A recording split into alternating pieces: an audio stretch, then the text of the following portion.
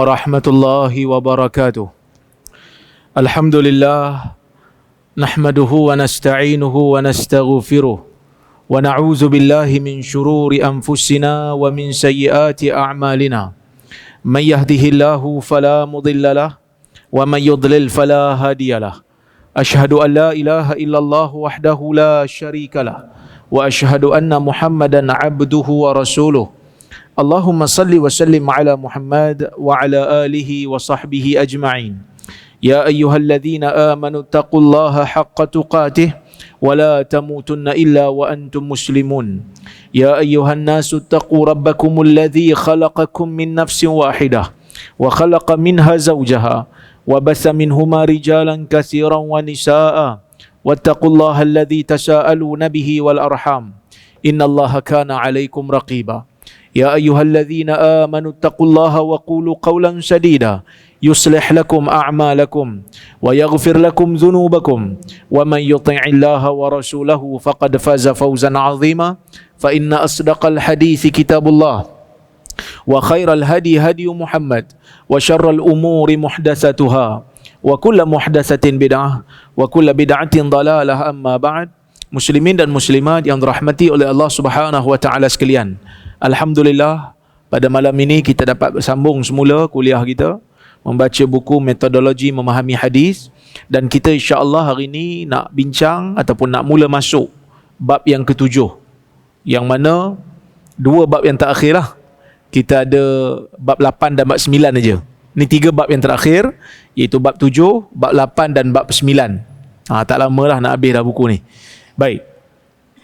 Bab 7 membicarakan berkaitan dengan memahami hadis berdasarkan hadis yang lain. Kalau sebelum ini kita memahami hadis berdasarkan riwayat lain. Riwayat lain maksudnya hadis yang sama tapi jalur riwayat yang berbeza.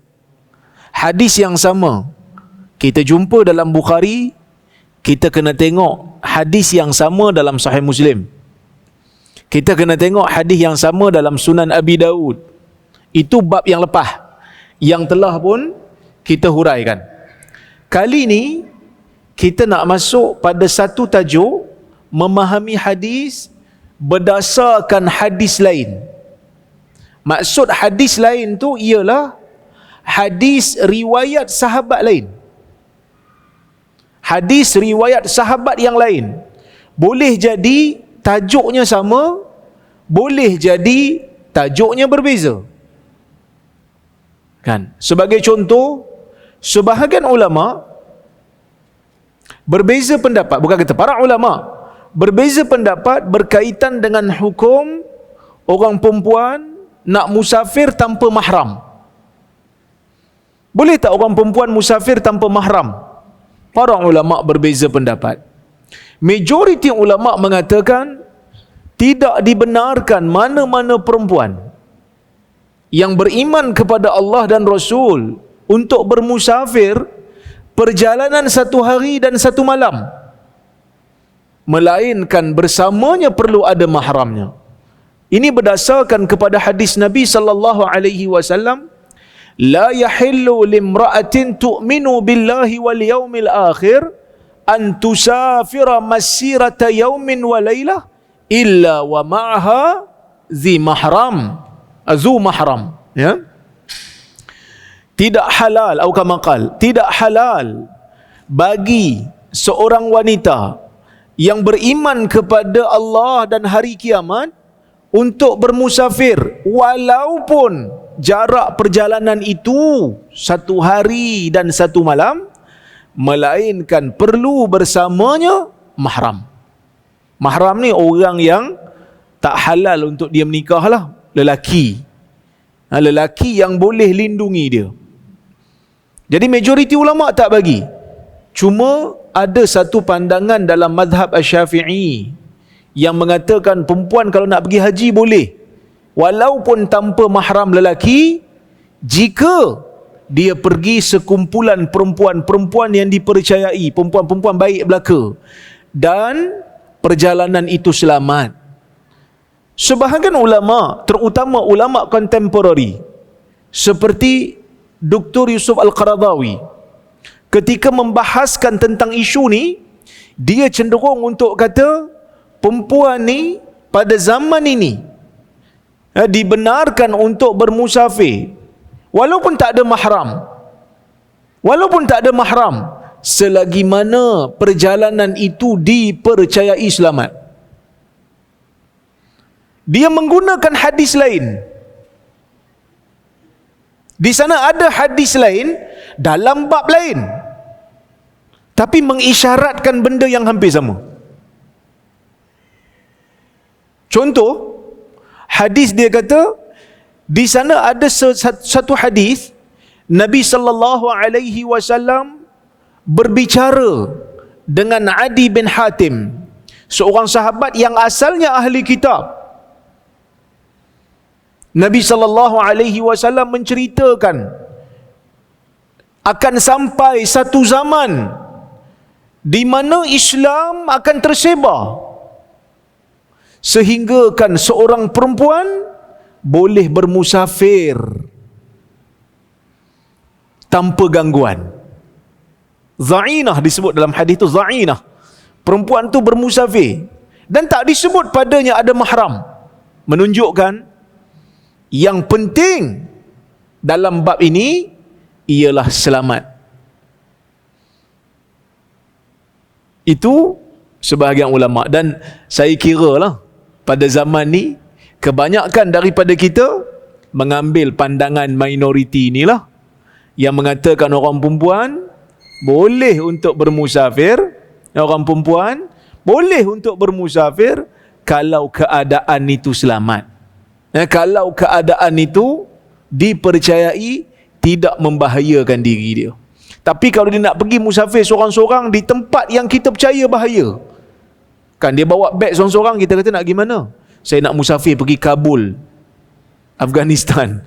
Kita pun risau juga kan, selamat tak selamat ni? Ataupun dia kata saya nak pergi Iraq, kan, tempat perang. Ataupun saya nak pergi Gaza, seorang-seorang tanpa ada mana-mana peneman. Kita kata nanti dulu. Tambahan pula pada zaman itu, kan, mungkin ada yang kata pada zaman tu Ustaz, ada je jalan yang selamat, tapi kenapa Nabi suruh bawa juga peneman? Sebahagian ulama dia cuba kata zaman tu kita kena faham suasana. Zaman tu bila nak musafir naik kuda, bila nak musafir naik unta, kan?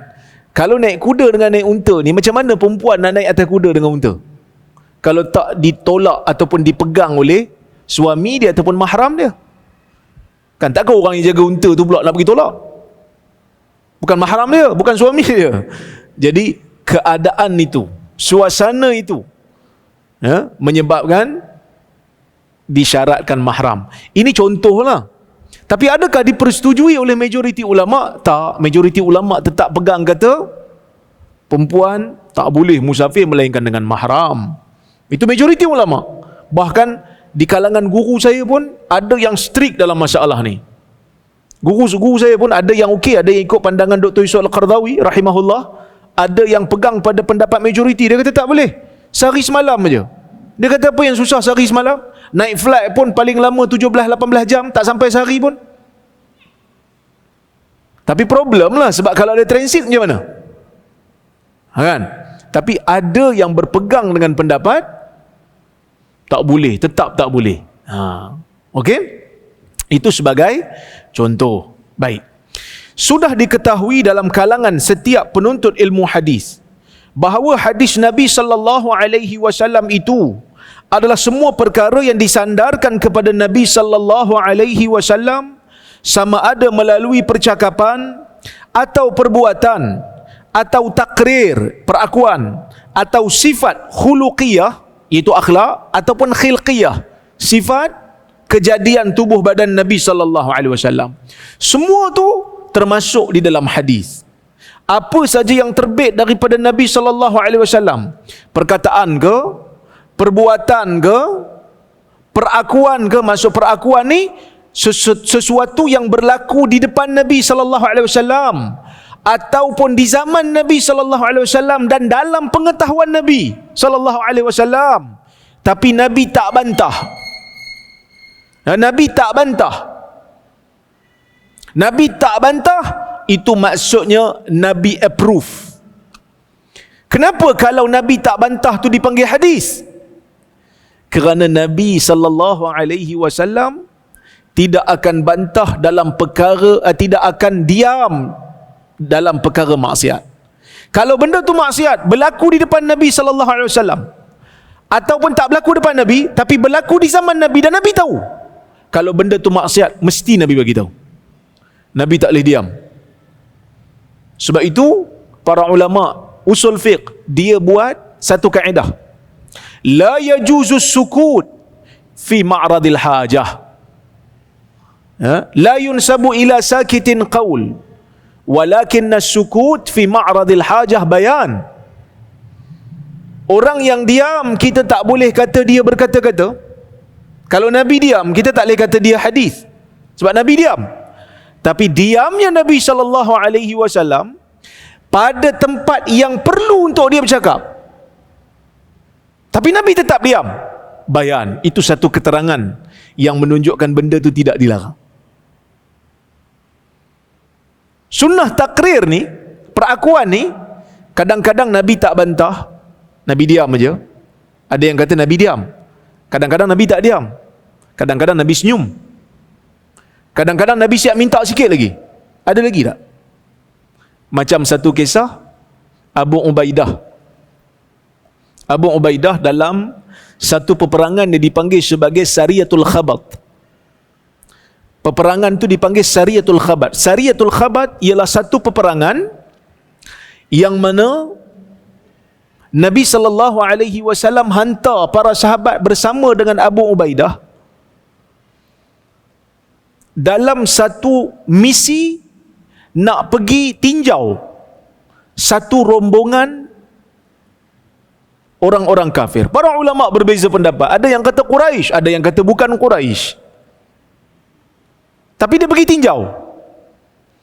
Nabi SAW bekalkan mereka dengan makanan, tapi makanan tu tak cukup, sikit. Sehingga kan para sahabat mengatakan, dia orang makan, punya nak jimat, makan tamar, minum air sebiji untuk sehari. Sehingga kan bila tak ada makanan, mereka terpaksa cari daun-daun kayu yang ada di tengah-tengah padang pasir itu makan. Sebab tu dipanggil Sariyatul Khabat. Khabat tu daun. Bila makanan tak cukup, makanan tak ada, Allah Azza wa Jalla memberikan rezeki kepada para sahabat. Allah beri rezeki pada para sahabat, ada satu ikan yang besar terdampar di tepi pantai. Terdampar di tepi pantai. Jadi para sahabat nak makan. Sebahagian daripada sahabat kata, tak boleh ni, bangkai ni, sebab tak sembelih.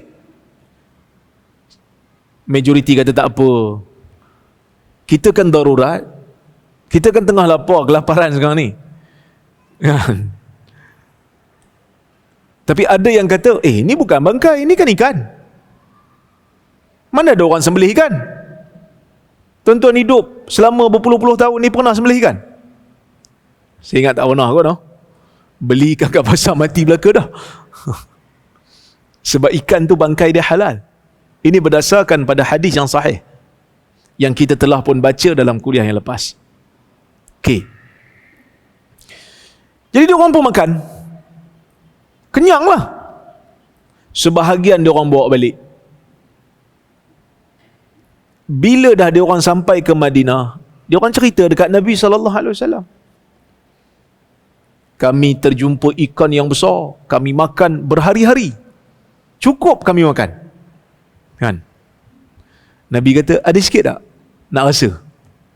Para sahabat bagi kat Nabi SAW. Jadi Nabi tak bantah, menunjukkan benda tu halal lah. Dah kenapa Nabi minta Allah nak makan?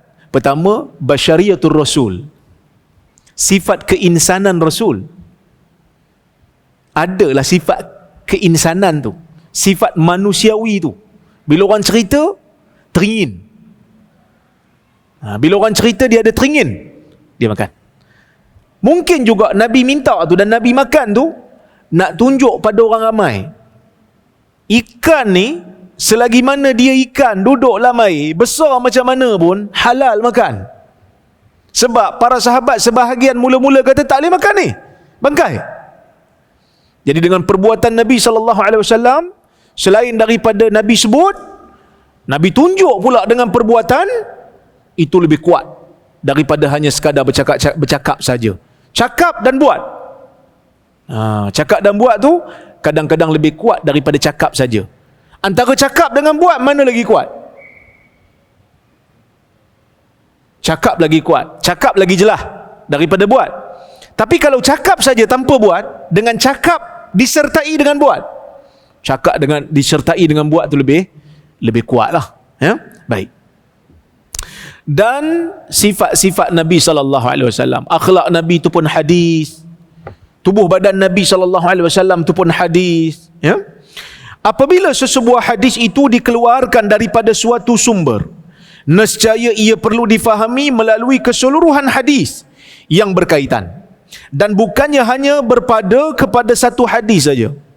Secara umumnya, hadis Nabi SAW menerangkan dan menjelaskan antara satu sama lain.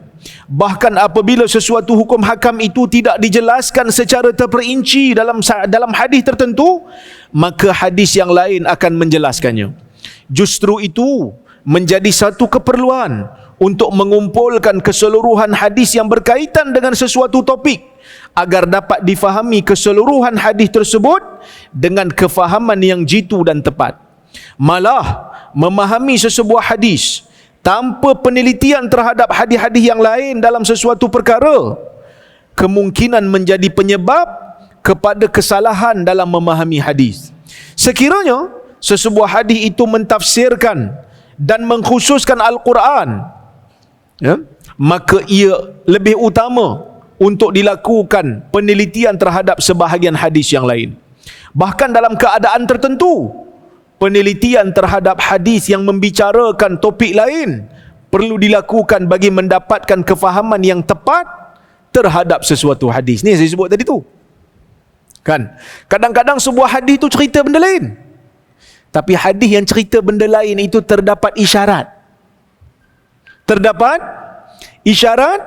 yang menunjukkan hadis ni mesti difahami dengan cara yang macam tu. Saya bagi contoh lah. Contoh yang ketiga. Sebelum kita nak masuk bab, saya tahu bab ni akan berat ni. Saya tahu. Sebab tu saya pergi slow-slow supaya tuan-tuan tak komplain dekat AJK Masjid. Apa ni panggil Rozaimi, dia ajar tak faham. Saya pergi slow-slow. Tuan-tuan nak komplain pun, saya pengurusi masjid ni tak boleh buat apa. Selagi kontrak ada, tuan-tuan sabar, tahan je lah telinga. Okey. Contoh hadis yang lain, tuan-tuan, kalau tuan-tuan salat, waktu sujud, tuan-tuan rapat kaki ke renggang kaki? Waktu sujud, kaki tuan-tuan yang tertegak tu, kan, bila kita sujud, kan kaki kita tegak macam tu kan? Rapat ke tuan-tuan, rapatkan ke renggang?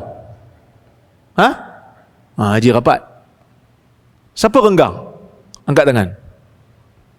Entahlah ustaz, saya pun tak ingat. Saya buat lain lah nanti. Tengok balik. Kan? Rapat ke renggang?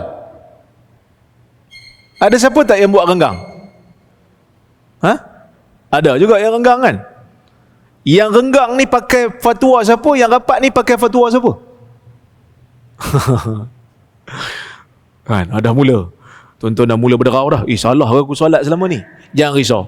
Rapat pun okey, tak rapat pun okey. Sebab apa? Dia tak termasuk dalam perkara yang membatalkan solat. Yang penting kaki mau letak atas tanah, jangan pergi angkat lah. Sebab kadang-kadang ada orang dia tergantung je kaki. Jangan, kena letak. Sebab Nabi SAW sebut dalam hadis, umirtu an asjuda ala sab'ati a'zum. Aku diperintahkan untuk sujud di atas 7 anggota. Itu pendapat mazhab Syafi'i lah. Dia kata mesti kaki mesti letak. Tapi ada sebahagian ulama yang lain dia kata tak, yang wajib cuma dahi saja. Saya hurai bab ni. Saya ada satu kuliah saya hurai. Saya kata, saya hurai dua-dua mazhab. Mazhab pertama kata 7 anggota kena letak atas tanah. Satu lagi mazhab kata cuma dahi saja, yang lain tak. Kenapa yang kata dahi saja? Mazhab tu kata dahi saja. Mazhab yang kata dahi saja tu sebab dia faham hadis tu selari dengan hadis lain. Sebab hadis lain Nabi SAW pernah sebut pada sahabat, iza sajadta famakkin jabhataka 'alal ard. Bila kamu sujud, betul-betul mantapkan kedudukan dahi kamu di atas bumi. Dahi je. Dan sujud tu dalam bahasa Arab bermaksud meletakkan dahi di atas lantai, di atas tanah, di atas bumi. Itu dua pandangan lah. Tapi ada orang dia ambil video saya tu, dia potong sekerat. Dia kata, Rora kata hanya wajib letak dahi saja. Lepas tu dia pergi ambil satu gambar, dia edit satu gambar, dia ambil gambar tentera kena denda. Tuan-tuan pernah tengok tentera kena denda? Tangan kena ikat kat belakang, dahi letak atas tanah. Lepas tu dia kata, ini solat cara Rora. Na'udzubillah. Saya hurai pandangan mazhab, saya juga kena kecam. Tapi tak apalah, saya sabar je, tak ada masalah. Cuma saya nak bagi tahu lah, masalah ni memang ada perbezaan pandangan. Cuma kita kena tahulah, bila para ulama sebut letak dahi wajib di atas tanah, mereka tetap kata digalakkan letak anggota-anggota lain juga. Cuma dalam mazhab Syafi'i, dalam mazhab Hambali, mereka kata kena letak semua sekali. Lepas tu kaki jangan tergantung lah. Kalau kaki tergantung, menurut mazhab Syafi'i, tak sah salat. Tak sah salat. Dia mesti letak di atas tanah. Okey, tak apa. Cuma sama ada nak rapat ke ataupun nak renggang ke, yang tu tak termasuk dalam perkara yang boleh batalkan solat. Jadi kalau tuan-tuan solat, renggang pun boleh, rapat pun boleh. Cuma mana afdal? Rapat ke renggang? Mazhab Syafi'i dia kata renggang. Mazhab Syafi'i kata renggang. Sebab apa dia kata renggang? Sebab dia kata di sana ada hadis yang menunjukkan Nabi SAW bila salat merapatkan kakinya, rasan baina aqibai, Nabi merapatkan di antara dua tumitnya. Tetapi tambahan lafaz itu tidak sahih. Lafaz itu tak sahih. Jadi dia kata bila tak sahih yang rapat, rengganglah. Dah lutut pun renggang, kaki pun renggang. Itu mazhab Syafi'i. Tapi sebahagian ulama, kalau tak silap saya, satu qaul dalam mazhab Hambali, satu pandangan dalam mazhab Hambali, pandangan ni juga Ibnu Khuzaimah cenderung padanya. Ibnu Khuzaimah seorang muhaddis, dia kata rapat. Sebab apa dia kata rapat?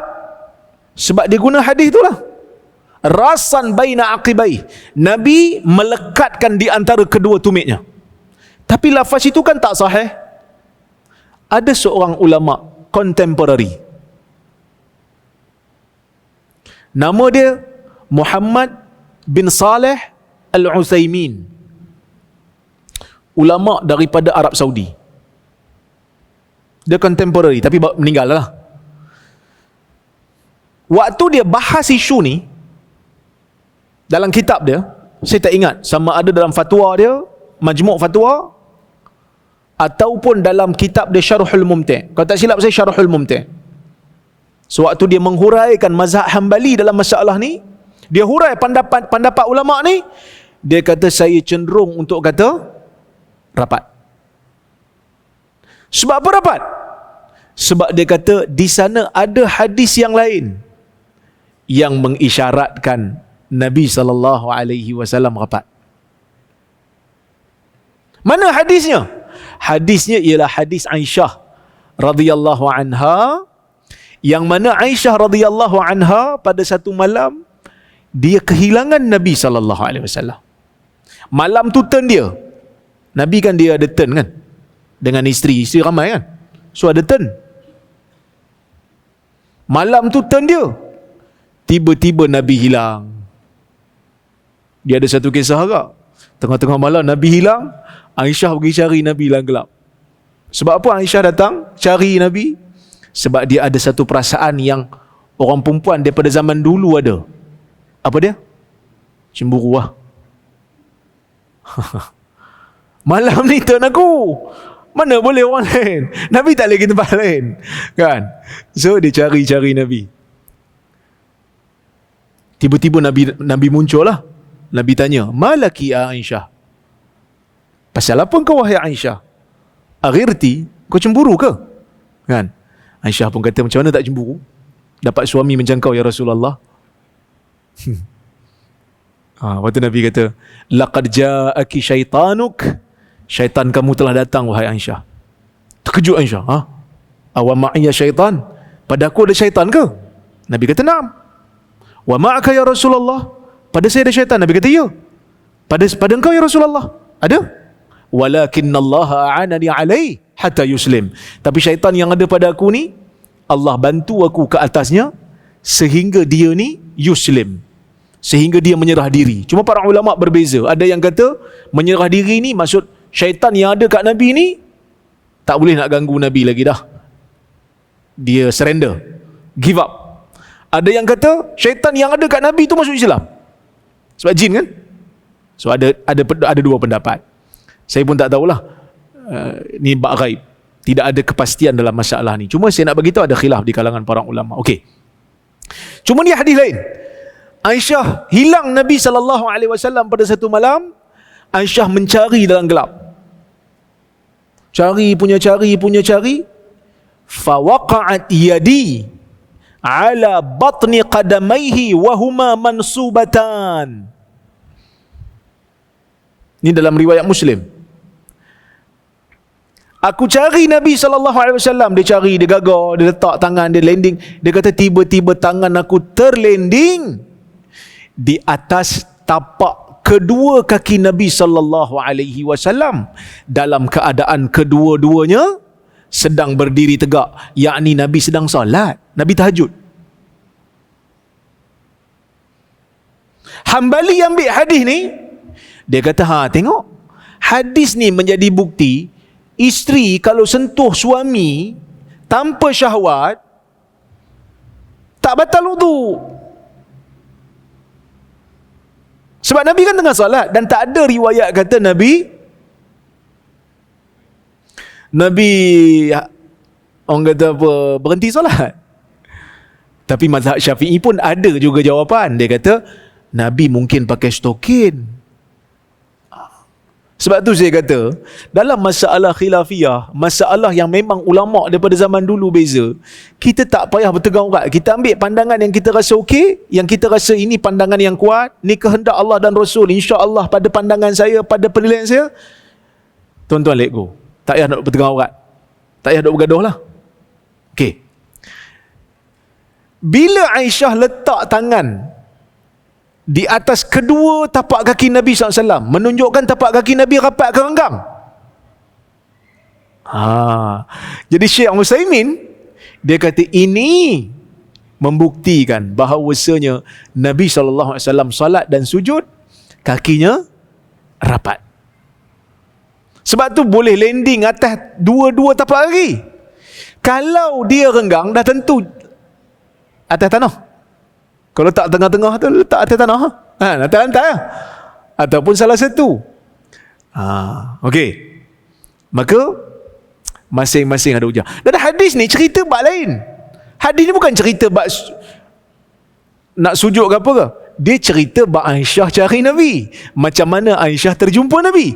Tiba-tiba ada ulama' dia faham bab lain pula. Kan? Sebab tu memahami hadis berdasarkan hadis lain ni sangat penting. Jadi kalau kita tengok kitab-kitab yang besar-besar mensyarahkan hadis, Fathul Bari, syarah Sahih Bukhari, Umdatul Qari, syarah Sahih Bukhari, ni di antara kitab-kitab yang besar mensyarahkan hadis Bukhari. Dia akan bawa riwayat-riwayat yang banyak. Bila dia bahas tentang Sahih Bukhari, riwayat Bukhari dalam masalah tu, dia akan bawa hadis lain. Dia bukan hanya bawa riwayat lain. Dia akan bawa hadis lain daripada sahabat lain. Dan kita akan tengok insya-Allah dalam bab ni lah. Apa di antara faedah bila kita kata memahami hadis berdasarkan hadis lain ni, ada faedah ke Ustaz? Ada faedah. Yang pertama, takhsisul am, mengkhususkan hadis yang umum ataupun ayat Quran yang umum. Tapi oleh kerana kita bincang tentang hadis, bila kita faham satu hadis, bila kita nak faham satu hadis, kita tengok hadis lain, kita akan dapati, oh hadis ni walaupun lafaznya umum, tapi ada hadis lain yang mengkhususkan. Dia bukan umum, dia ada pengkhususan. Ada sebahagian pengkhususan yang tak masuk dalam hadis yang umum ni. Kita akan tengok.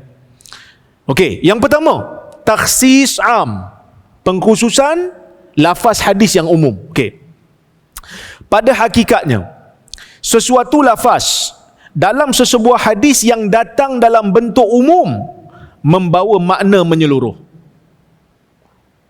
Bila disebut satu perkataan, contoh mutallaqat, isteri yang diceraikan, maka umumlah semua masuk. Sama ada cerai mati ke, cerai hidup ke, kan? Masuk semua. Tapi dia ada pengkhususan. Yang mengandung ke, yang tak mengandung ke, sama je. Tapi dia ada pengkhususan. Kita akan tengok. Namun, apabila diteliti terhadap hadis lain yang membicarakan topik yang sama, ia menjelaskan bahawa hadis umum tersebut telah dikhususkan dan tidak boleh diamalkan secara umum. Mesti ada pengkhususan. Antara contoh yang menjelaskan perihal ini ialah hadis berikut. Yang pertama, hadis tangisan terhadap kematian seseorang. Hadis ni riwayat Ibnu Majah. Ani bin Umar radhiyallahu anhuma anna Rasulullah sallallahu alaihi wasallam marra bi nisa'i Abdul Ashhal yabkina halkahunna yawma Uhud. Faqala Rasulullah sallallahu alaihi wasallam lakinna Hamzah la bawakiyalah. Faja'a nisa'ul ansar yabkina Hamzah. Fastayqadha Rasulullah sallallahu alaihi wasallam. Faqala waihahunna man qalabna ba'd murruhunna falyanqalibna wala yabkina ala halikin ba'dal yawm. Hadis riwayat Ibnu Majah. Hadis ini sanad dia sahih berdasarkan pelbagai jalur-jalur riwayat yang ada lah. Okey. Maksudnya daripada Ibnu Umar radhiyallahu anhuma, sesungguhnya Rasulullah sallallahu alaihi wasallam melalui perempuan, wanita-wanita yang menjadi balu. Yang menjadi balu. Perempuan-perempuan daripada kalangan Bani Abdul Ashhal. Kabilah. Abdul Ashhal ni kabilah. Kabilah daripada Ansar. Okey? Yabkina halkahunna yauma Uhud. Yang mana mereka ini menangis. Nabi melalui mereka dan mereka menangis. Sebab pasal apa menangis? Menangisi golongan yang meninggal dunia yang syahid pada hari Uhud. Berapa orang yang syahid pada hari Uhud? 70 orang. 70 orang syahid hari Uhud. Sebab tu hari Uhud ni, tuan-tuan dan puan-puan rahmati Allah sekalian, merupakan hari yang berat sebenarnya untuk Nabi. Sebab 70 orang sahabat gugur, syahid. Tapi menariknya, bila mana Aisyah radhiyallahu anha bertanya kepada Nabi sallallahu alaihi wasallam tentang hari yang paling dahsyat Nabi tanggung penderitaannya, Nabi tak kata hari Uhud.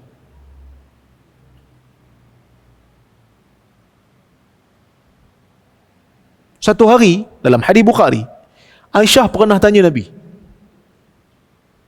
Dia kata, ya Rasulullah, hal laqita yawman ashadda mi yawmi Uhud?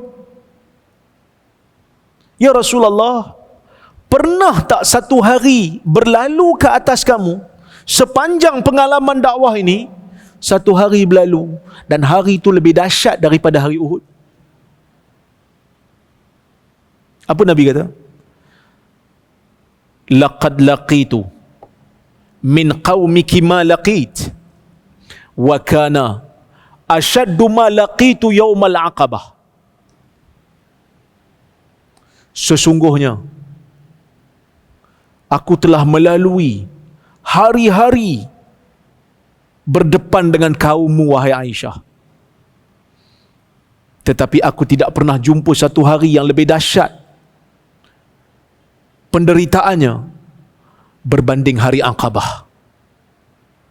Apa itu hari Aqabah? Nabi SAW cerita, hina aradtu nafsi ala ibni abdi Yalil bin abdi Kulal. Ketika mana aku menawarkan diriku, aku menawarkan dakwahku kepada satu orang pembesar yang namanya Ibn Abdi Yalil bin Abdi Kulal. Falam yujibni ila ma arad. Tapi dia tak setuju dengan tawaran aku. Dia tak memenuhi kehendak aku. Ni kat mana tuan-tuan? Taif. Nabi pergi Taif. Kan? Berbelah tahun Nabi berdakwah dekat Mekah. Tak jumpa jalan. Tak nampak ruang yang besar. Tak boleh. Nabi pun cari tempat lain. Kalau boleh tempat lain tu jadi pembantu kepada dakwah. Kuasa. Perlu ada kuasa. Baru boleh buat polisi. Tu yang hari ni duk berebut tu. Tak apalah. Orang politik kan. Itulah kerja dia apa. Tapi tuan-tuan dapat menteri besar baru kan? Oh, Masya Allah, tahniah. Kan? Cuma perlu kuasa. Baru boleh buat polisi. Nabi pergi Taif. Nabi jumpa dengan Ibn Abdi Yalil bin Abdi Kulal. Nabi ajak dia terima Islam. Jadikan Taif tu sebagai base, sebagai tempat pertama untuk dibenihkan, dicambahkan dakwah Islam tu supaya lebih mekar. Tapi dia tak mau. Dia arahkan budak-budak baling batu kat Nabi SAW. Masa baling batu tu, Nabi dengan Zaid bin Harithah, anak angkat Nabi lah. Nabi dengan Zaid. Tuan-tuan dan puan-puan rahmati Allah sekalian, dalam peristiwa ni ada siapa-siapa mati? Tak ada. Yang ada cedera. Dalam Uhud ada mati? Ada. 70 orang mati. Dalam Uhud Nabi cedera tak? Nabi pun cedera. 2 biji hilak, 2 biji besi yang tutup kepala tentera, tutup kepala Nabi tu, Nabi pakai jaring besi supaya tak kena, kalau terkena pedang ke apa ke, boleh halang lah daripada belakang ni. 2 biji masuk dalam pipi Nabi SAW, sehingga dikeluarkan oleh Abu Ubaidah, tercabut giginya dulu. Maksudnya dalam Uhud pun Nabi cedera, di Taif pun Nabi cedera. Cuma di Taif tak ada siapa mati. Di Uhud 70 orang mati. Pasal apa? Nabi kata di Taif tu lagi berat. Oh. Tuan-tuan, pecah kepala juga kita mikir. Tapi bila kita tengok-tengok balik, inilah jiwa pendakwah. Jiwa pendakwah ni apa dia? Jiwa pendakwah macam Nabi ni, bukan dia tak sayang kat sahabat dia. Hadis ni bukti, kita akan baca hadis ni. Hadis ni bukti Nabi sayang kat sahabat dia. Nabi sayang kat Hamzah. Bahkan sewaktu Wahsy masuk Islam, Nabi tak sanggup tengok muka dia, sebab Nabi teringat dekat Hamzah. Sedih. Nabi sayang kat Hamzah. Dan Hamzah gugur dalam perang ni.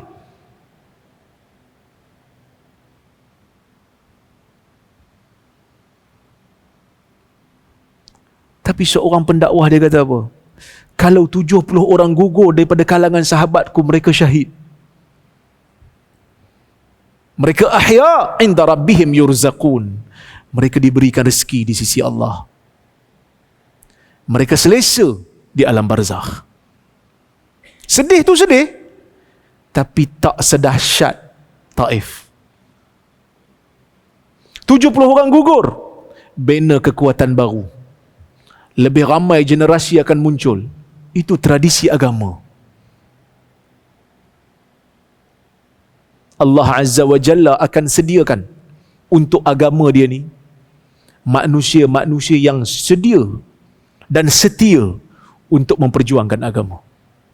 Sama ada kita nak bersama ataupun tidak, orang lain tetap ada.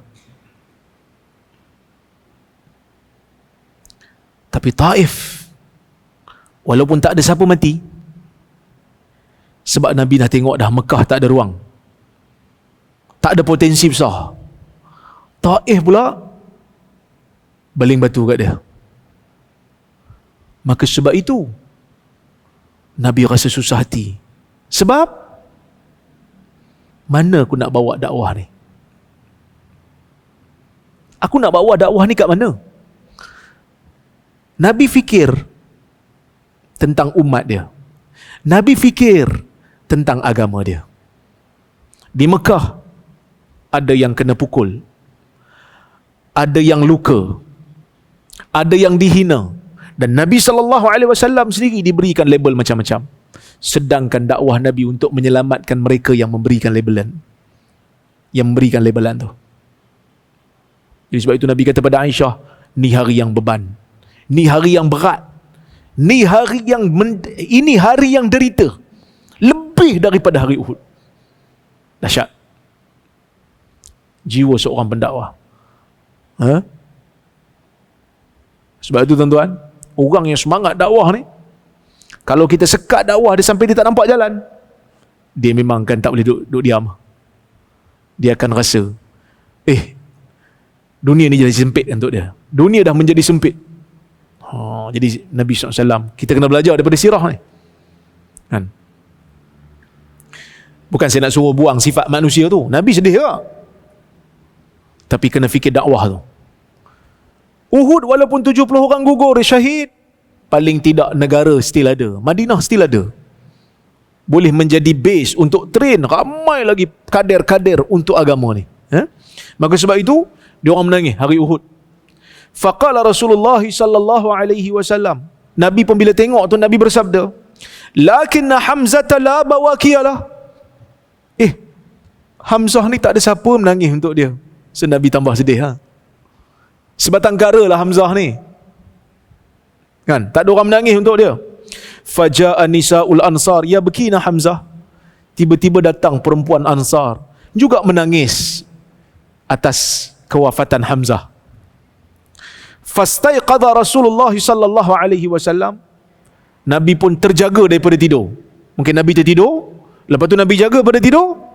Faqala waihahunna, malang perempuan-perempuan ni, Nabi kata. Man qalabna ba'd, mereka tak beredar lagi. Kan terjemahan tu ada sikit silap tu. Depa pakai terjemahan yang standard, ada silap sikit. Dia kata mereka tak akan kembali, kan? Sebenarnya man qalabna ba'd, mereka tak kembali lagi ke? Tak balik lagi ke? Tak beredar lagi ke? Maksud masih ada kat situ ke? Murruhunna, suruh mereka beredar. Falyanqalibna, supaya mereka beredar. Wala yabkina ala halikin ba'da al-yawm, jangan sesiapa pun ada lagi menangis ke atas orang mati selepas daripada ini. Jangan ada lagi. Sebahagian ulama seperti Al-Imam Syaukani dalam Nailul Autar, dia mengatakan pada peringkat awal Nabi SAW sedih sebab tak ada orang menangis. Itu yang perempuan Ansar tu menangis. Lepas tu Nabi sendiri membatalkan hadis tu. Nabi kata tangisan dah tak boleh, tak payah menangis lah. Dan dalam hadis ni Nabi bagi umum, menangis atas mayat tak boleh. umum. Tuan-tuan, kita pernah menangis tak bila siapa-siapa meninggal yang rapat dengan kita? Hari ni saya dapat berita sedih. Seorang daripada sahabat saya anggap sahabat, meninggal dunia secara tiba-tiba. Dialah orang yang bertanggungjawab memperkenalkan saya dengan dunia dakwah di Ipoh satu masa dulu. Dia selalu panggil saya. Saya balik daripada Jordan, saya ganti kuliah orang je asalnya. Dia minat dengan saya. Dia pengurusi masjid asalnya, dia bawa saya pergi masjid sana, pergi masjid ni. Ada je tak ada tempat, ustaz tak ada, dia panggil saya untuk ganti. Lama-lama terkenal lah saya dengan kuliah. Sebelum saya kena ban dekat negeri Perak tu, kan.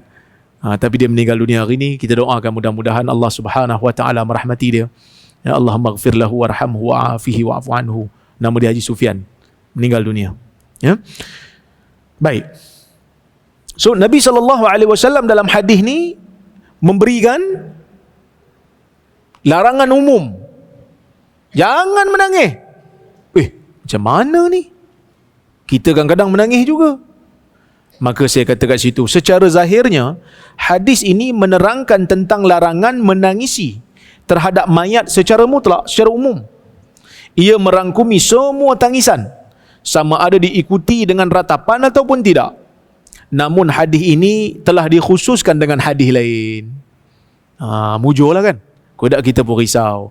So insyaAllah kita baca hadis pengkhususan ni lepas daripada azan. Azan ke? Kita bagi azan dulu insyaAllah. Kita sambung lepas tu.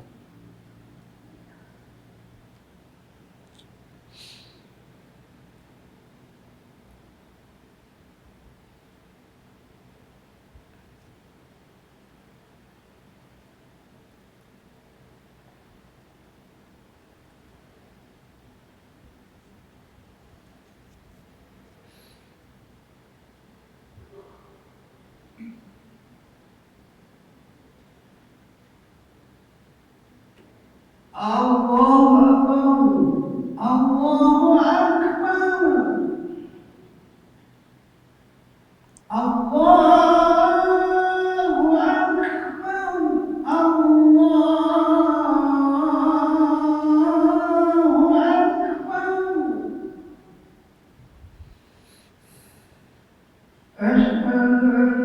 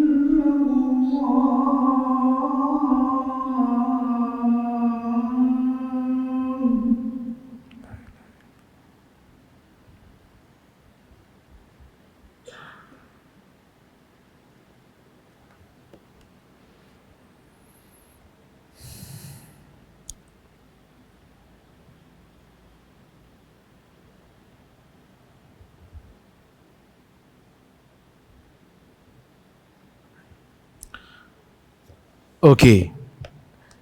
Jadi hadis yang umum tadi, yang Nabi SAW melarang tangisan ke atas mayat, sebenarnya telah dikhususkan dengan hadis lain. Dan hadis tu bukan riwayat yang sama. Hadis tu hadis lain. Tadi hadis Ibnu Umar, kita nak baca hadis Anas. Yang mana dalam hadis Anas, an Anas ibni Malik radhiyallahu anhu qala, dakhalna ma'a Rasulillah sallallahu alaihi wasallam ala Abi Saifin al-Qain wa kana dhi'ran li Ibrahim alaihi salam.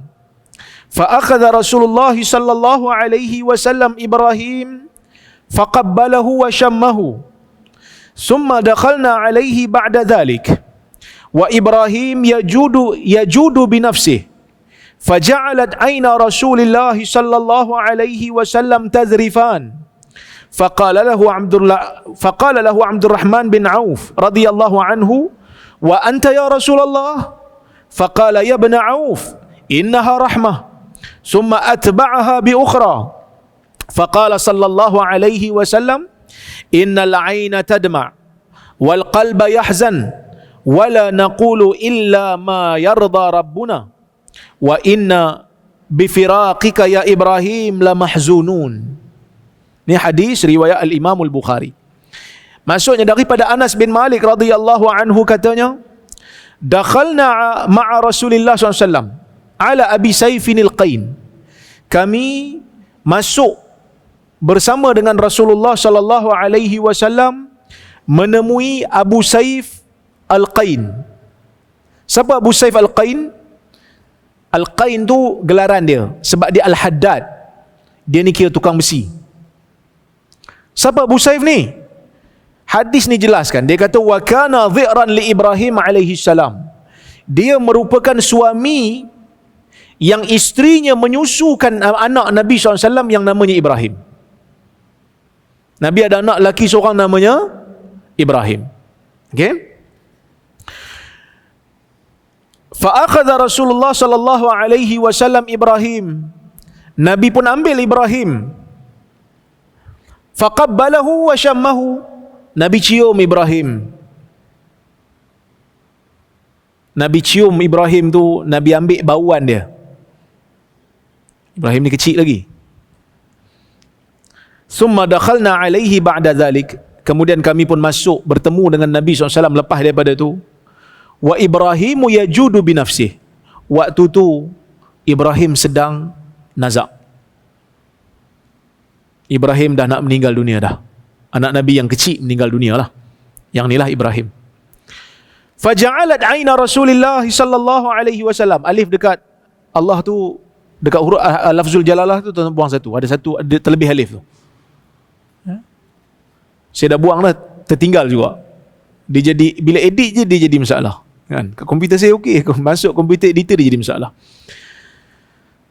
Jadi 2 biji mata Nabi SAW mengalirkan air mata. Nabi menangis bila tengok anak dia Ibrahim nazak, kecil lagi, nazak.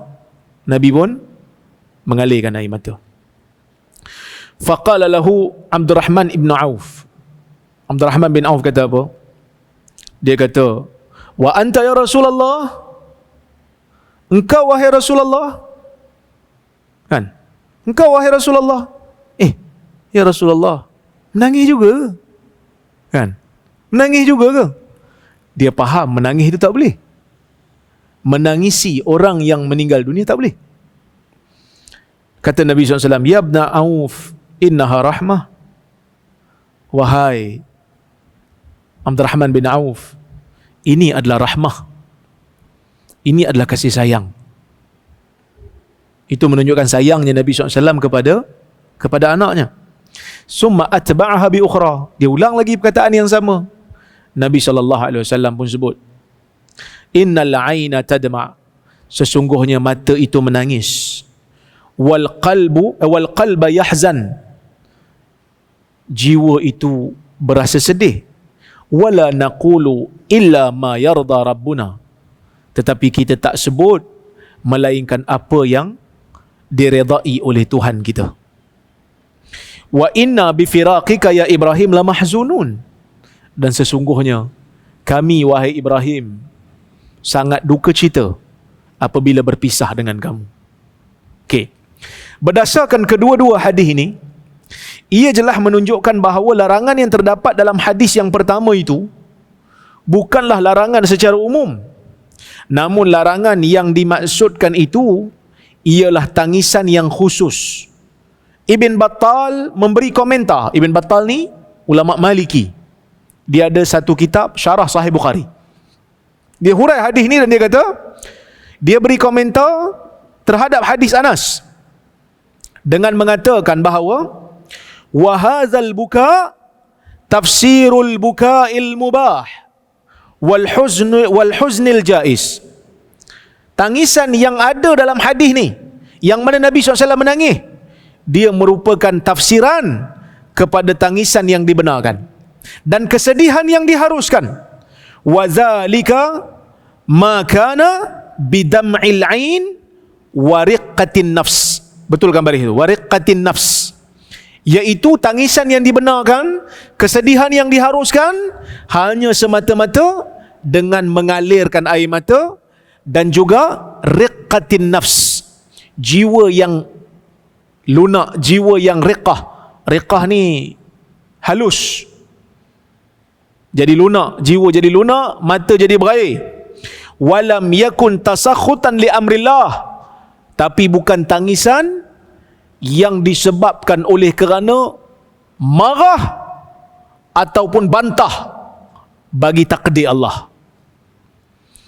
Izil fitru majbulatun alal huzun, kerana fitrah itu sentiasa terikat dengan kesedihan. Wa qad qala al-Hasanul Basri, al-ainu la yamlikuha ahad sababatul mar'i bi akhi. Seperti mana Hasan Basri sebut, mata ni tak ada siapa boleh kuasai. Ya, bila mana saudaranya meninggal ke, duka cita ke, kita pun sekali akan duka cita. Tu kalau saudara kita, adik-beradik kita, apatah lagi kalau anak kita, ayah kita, mak kita kan. Jadi hadis ni mengkhususkan hadis yang tadi. Yang tadi tak boleh tangis langsung, tak boleh menangis langsung. Larangan, Nabi larang. Hadis ni kata yang dilarang tu sebahagian sahaja. Apa dia? Yang orang Melayu panggil meratap. Yang orang Melayu panggil meratap. Okey? Baik. Contoh yang kedua. An Huzaifah, ni hadis riwayat Tirmizi. An Huzaifah qala idza muttu fala tu'zinu bi ahada inni akhafu an yakuna na'yan fa inni sami'tu Rasulullah sallallahu alaihi wasallam yanha 'anil na'i. Huzaifah bin al-Yaman radhiyallahu anhu dia kata, apabila aku mati jangan buat apa-apa pengumuman tentang kematianku, kerana aku bimbang dia akan jadi na'i. Dia akan jadi, apa itu na'i? Na'i itu pengumuman di zaman jahiliah. Kerana dia kata, aku pernah mendengar Rasulullah SAW melarang na'i, melarang pengumuman jahiliah. Umum mati tak boleh. Kalau ikut hadis ni lah zahirnya. Bila kita baca satu lagi hadis, An Abi Hurairah radhiyallahu anhu anna Rasulullah SAW na'an Najashi fil yaumil ladzi mata fihi kharaja ila al-musalla fa saffa bihim wa kabbara arba'a. Daripada Abu Hurairah radhiyallahu anhu, sesungguhnya Rasulullah SAW na'an Najashi, Nabi buat pengumuman tentang kematian Najashi. Najashi ni siapa? Najashi ni Raja Habsyah yang masuk Islam. Ya. Fil yaumil ladzi mata fihi, Nabi bagi tahu Najashi dah mati, pada hari dia mati. Kharaja ila al-musalla, Nabi keluar ke musalla, fasaffa bihim, Nabi buat saf bersama dengan sahabat, wa kabbara arba'a, Nabi pun takbir 4 kali salat jenazah gaib. Okey. Pada hakikatnya, jika seseorang menghadkan penelitiannya terhadap hadis pertama je, ia akan membawa kepada kefahaman yang tidak tepat dalam perkara ni. Hal ini disebabkan larangan tentang mengumumkan kematian seseorang yang terdapat dalam hadis pertama itu bukan larangan secara umum yang merangkumi semua pengumuman kematian. Kan? Namun larangan tersebut sebenarnya merujuk kepada an-na'yu pada zaman jahiliyah. Apa na'yu pada zaman jahiliyah? Na'yu pada zaman jahiliyah ialah na'yu yang ada disertakan dengan ratapan. Kalau hanya sekadar bagi tahu tentang kematian, ya, supaya kita nak uruskan hal mandi dia, kafan dia, salat dia dan pengkebumian dia, maka ia dikecualikan daripada larangan yang umum tu. Al-Imam Syaukani dalam kitab dia Nailul Awtar dia sebut apa? Falhasil anna al-i'lama lil ghusl wat takfin was salati wal haml wad dafn makhsusun min umumin nahi. Dia kata hasilnya, kesimpulannya, pengumuman nak bagi tahu mayat tu dah mati untuk tujuan nak mandikan dia, nak kafankan dia, nak salat jenazah ke atas dia, nak pikul dia, nak tanam dia, dikhususkan daripada larangan yang umum tadi. Lianna i'lama man la tatimmu hadhihi al-umur illa bihi mimma waqa'a al-ijma'u ala fi'lihi fi zamanin nubuwah wa ma ba'dah. Kerana sekadar bagi tahu kematian seseorang yang mana tak sempurna urusan jenazah dia, melainkan kena bagi tahu. Itu telah berlaku ijma' di zaman Nabi SAW dan di zaman selepas Nabi. Memang orang buat, orang umum kan. Dia ni dah meninggal, esok kita nak tanam dia, kita nak uruskan jenazah dia, pagi-pagi esok tuan-tuan minta kita sama-sama lah. Berlaku di zaman Nabi sampai ke hari ini. Wa ma jawaza hadzal miqdar fa huwa dakhil tahta umumin nahi. Apa yang melebihi daripada kadar tersebut, ia termasuk dalam larangan yang umum tadi. So larangan tu dia tak bagi sebab zaman jahiliah bagi tahu tentang kematian siap meratap lagi. Nangis ramai-ramai. Kan meratap, bukan nangis saja, meratap terus. Yang tu tak dibenarkan. Wallahu taala a'lamu bissawab.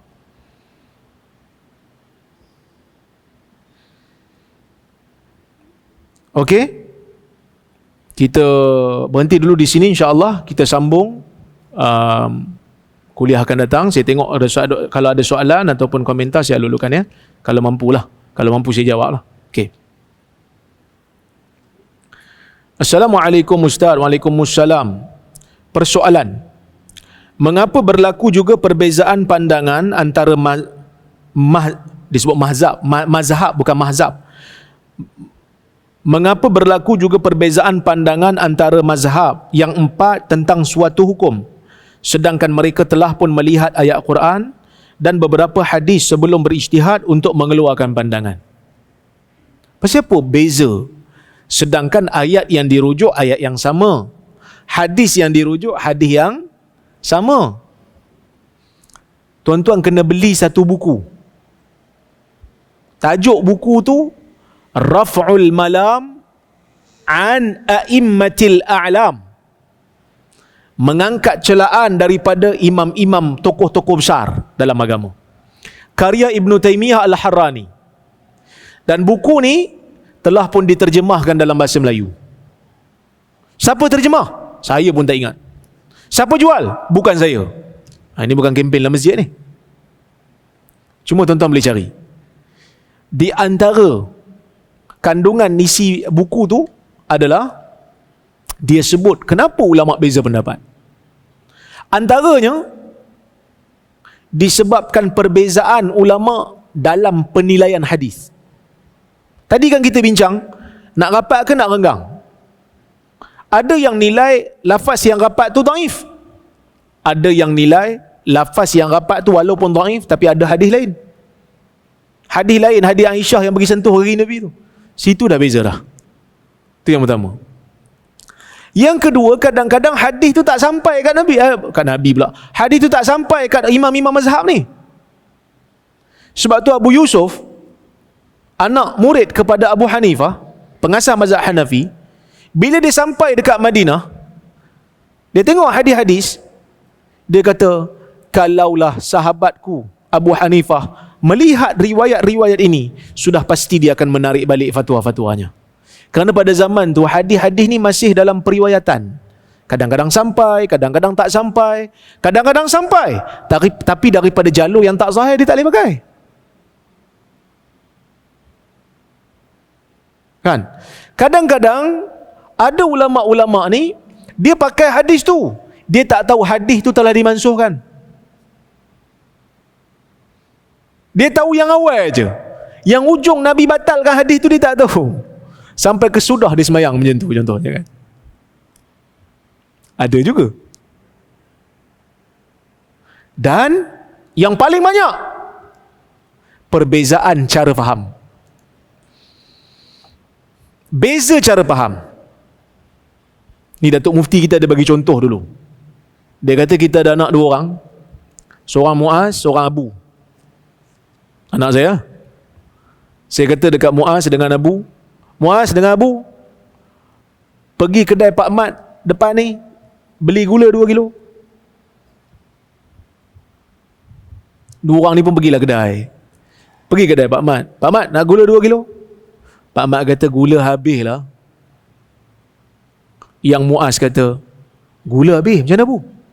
Abu ni akai panjang sikit. Dia kata, kita pergilah kedai Pak Mai. Pak Mai ada jual juga. Muaz kata, tak boleh, ayah kan kata kedai Pak Mat. Kita kena balik lah. Sebab ayah sebut kedai Pak Mat. Kedai Pak Mat gula 2 kilo. Abu kata, yang penting gula. Kedai Pak Mat tu sebab kedai tu yang ayah biasa pergi. Tak, kalau nak gula boleh je sebut beli gula 2 kilo. Tapi pasal apa dia sebut Pak Mat? Menunjukkan ayah kita baik dengan Pak Mat. Pak Mat itu ada masalah dengan ayah kita. So, tafsiran ni akan menyebabkan perbezaan mazhab. Ya, perbezaan mazhab itu berlaku. Sebagai contoh, dalam hadis Nabi SAW kata orang lelaki kalau ihram tak boleh pakai khuf, kena pakai slipper. Khuf ni stoking kulit. Tapi kalau tak ada slipper, boleh pakai khuf, cuma kena potong bawah pada buku lali. Orang lelaki kalau ihram nak buat umrah ke nak buat haji, ihram kena pakai slipper, tak boleh pakai khuf. Tapi Nabi kata, kalau slipper tak ada, fa in lam yajid na'lain falyalbasil khuffain wal yaqta'huma tahta al-ka'bain. Atau kama qala, kalau tak ada slipper, hendaklah dia potong khuf bawah pada buku lali, dan dia boleh pakai. Arahan Nabi clear tak? Clear kan? Arahan Nabi clear. Maksudnya tak boleh pakai slipper. Kalau tak ada slipper baru pakai khuf, kena potong bawah buku lali. Tapi katalah orang tu dia ada dua-dua. Slipper dia ada, khuf dia ada. Dia nak pakai khuf juga, lepas tu dia potong bawah buku lali. Boleh tak boleh? Ha? Dulu saya dah hurai bab ni kan? Ke tak pernah? Dulu saya pernah hurai ke? Tak pernah Boleh tak boleh? Dalam hadis kata, tak ada slipper pakai khuf. Tak ada slipper pakai khuf, potong bawah pada buku lali. So kalau orang tu memang tak ada slipper, ada khuf aja, potong bawah buku lali, boleh pakai, settle lah. Tapi yang ni dia ada slipper, dia ada khuf. Dia kata, saya nak pakai khuf juga. Slipper ni tak apalah, saya sayang nak pakai slipper ni, saya simpan slipper ni. Saya nak pakai khuf, saya potong bawah buku lali. Boleh tak? Mazhab Syafi'i tak bagi. Sebab dia kata apa? Sebab syarat boleh pakai khuf bila slipper tak ada. Hanafi kata boleh. Bolehlah pakai khuf. Sebab apa boleh?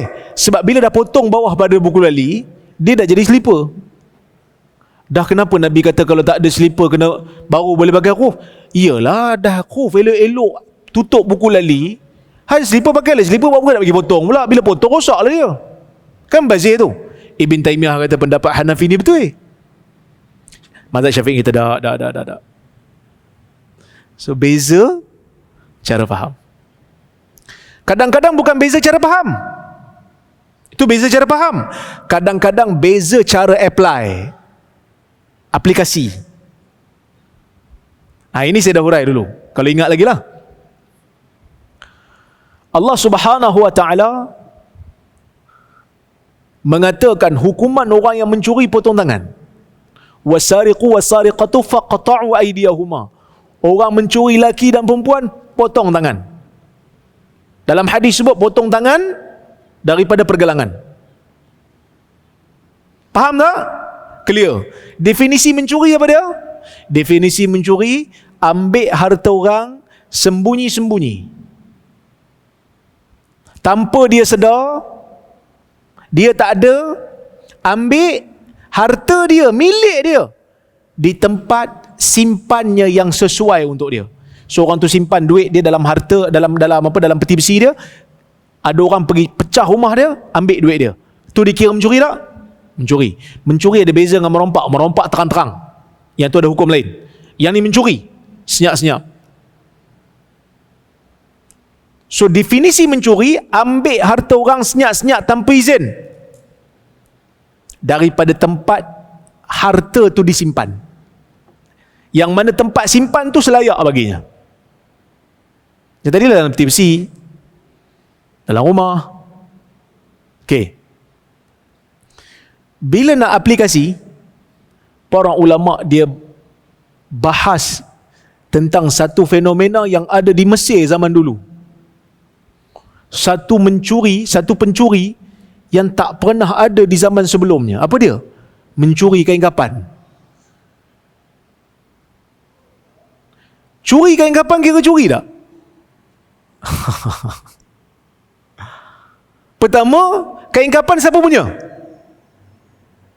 Mana ada mayat ada memiliki sesuatu? Bila mayat tak memiliki. Kalau mayat memiliki, harta tak jadi harta pusaka lah. Itu dah satu masalah. Dia bukan curi di tempat penyimpanan harta, dia curi dalam kubur. Adakah kubur dikira tempat penyimpanan harta? Sebahagian ulama kata kalau dia curi kain kapan dan nilainya cukup nisab, rubu' dinar, potong tangan. Sebab apa? Sebab kain kapan memang tempatnya dalam kubur. Ada yang kata tak cukup, kita hanya perlu ta'zir saja. Ta'zir ni maksudnya hukuman yang hakim tentukan, tak boleh potong tangan dia, sebab dia tak menepati mencuri yang dimaksudkan dalam syarak. Tuan tengok cara macam mana ulama berbeza pendapat bila masuk tang aplikasi.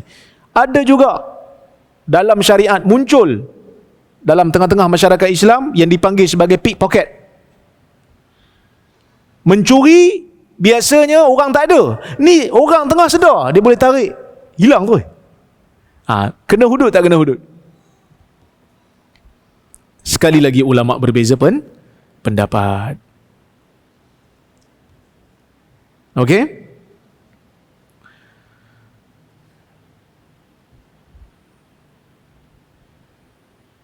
Assalamualaikum Ustaz. Waalaikumsalam. Perlukah kami menjawab azan yang live ketika mendengar kuliah Zoom? Waalaikumsalam. Kalau azan itu menunjukkan waktu masuk di tempat kita dan azan itu memang bukan azan rakaman, maka disunatkan untuk menjawab. Berdasarkan hadis Nabi SAW, "Idza sami'tumul muadzina faqulu mithla ma yaqul." Bila kamu mendengar muazzin sedang azan, maka ucapkan seperti mana yang dia ucapkan. Itu kalau azan live lah, bukan azan yang dirakam. Tapi kalau azan tu azan rakaman, azan dalam handphone yang dirakam, azan dalam TV yang dirakam, diulang balik, yang tu bukan azan yang sebenar. Itu hanya hikayah, penceritaan kepada azan. Baik, soalan berikutnya, adakah seorang masbuk perlu berjalan ke arah tiang apabila imam telah memberi salam, kerana sutrah itu adalah suatu perkara yang dituntut? Faham tak? Makmum masbuk makmum dia perlu sutrah tak? Tak ada. Sutratul imam, sutratul makmum. Sutrah ni tuan-tuan faham sutrah? Sutrah ni benda yang tinggi sikit yang diletak di hadapan orang yang salat. Macam tuan-tuan kalau nak solat, macam dalam masjid ni kan, boleh ambil kursi tu ke, letak depan, solat, menghadap kursi tu. Nak bagi tahu kat orang, kawasan ni kawasan saya solat, jangan lalu. Nabi SAW kata, "Iza salla ahadukum falyusalli ila sutrah." Apabila salah seorang daripada kamu bersolat, hendaklah dia menghadap ke sutrah. Berapa kadarnya? Sekadar kambing boleh lalu. Maksud kita agak-agak lah. Jangan kita solat dekat belakang sana sutrah depan ni. Tak boleh lah. Sekadar luar, cukup untuk kita sujud. Okey. Jadi, siapa yang digalakkan untuk ambil sutrah ni? Dua jenis manusia yang solat. Pertama, imam. Yang kedua, orang yang solat seorang. Makmum, tak perlu. Kerana makmum, sutrah dia adalah sutrah imam. Timbul satu persoalan. Masbuk macam mana? Masbuk ni maksudnya imam dah bagi salam. Dia bangkit. Tinggal seorang-seorang dia. Kan? Bila dia seorang, adakah hukum dia terhenti menjadi makmum ataupun masih sambung? Para ulama berbeza pendapat. Sebahagian kata still bersambung, dia still makmum. Hanafi kata macam tu. Maliki kata tak. Bila dia dah seorang-seorang, dia dah bangkit seorang-seorang, dia boleh bergerak mencari sutrah yang terdekat dengan dia. Imam Malik kata kalau dekat okey. Tapi kalau sutrah tu jauh sangat sampai dia pula kena berjalan sampai orang pun tengok dia ni solat ke tak? Macam kawat je aku tengok dia ni kan. Tak perlu untuk bergerak. Cuma masbuk ni kebiasaannya orang depan dia tu duduk kan, sedang berzikir kan. Depan dia tu jadi sutrah dia lah. Sutrah ni belakang orang pun boleh. Maksud kalau orang tu tengah duduk dalam masjid iktikaf, kita boleh jadikan belakang dia sutrah. Sebab kita kadang-kadang bila orang semayang belakang kita, kita tak selesa, kita pergi tempat lain kan. Kalau kita tengok jarak tu boleh muat tak antara dia nak sujud. Maksudnya kalau muat, maksudnya dia nak jadikan kita sebagai sutrah dia lah. Relax je lah. Ni kadang-kadang kita injak ke depan kan. Dia pun jalan ke depan sikit. Sampai kita ke dinding dah. Okey. Baik. Okey. Tu je lah soalan yang saya boleh jawab. Habis. InsyaAllah, tuan-tuan, terima kasih banyak kepada Global Ihsan yang telah menganjurkan kuliah pada malam ini secara online. Terima kasih kepada tuan-tuan yang hadir, sama ada secara fizikal dan juga online. Saya mohon maaf terkasar bahasa tersilap kata. Aqulu qawli hadza wa astaghfirullahal azim li wa lakum. Wassalamualaikum warahmatullahi wabarakatuh.